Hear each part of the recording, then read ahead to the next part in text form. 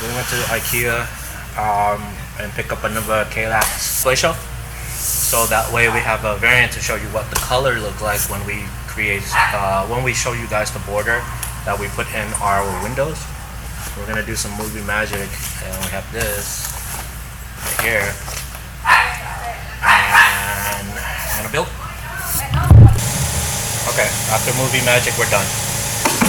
We got a white one, and we have our original one sitting right beside you guys, right here. So we're gonna let people see visual, because visual actually helps. It's because the color works differently depending on what setting that you put them into. You can see the galaxy right here works differently in black versus what is going to be in white.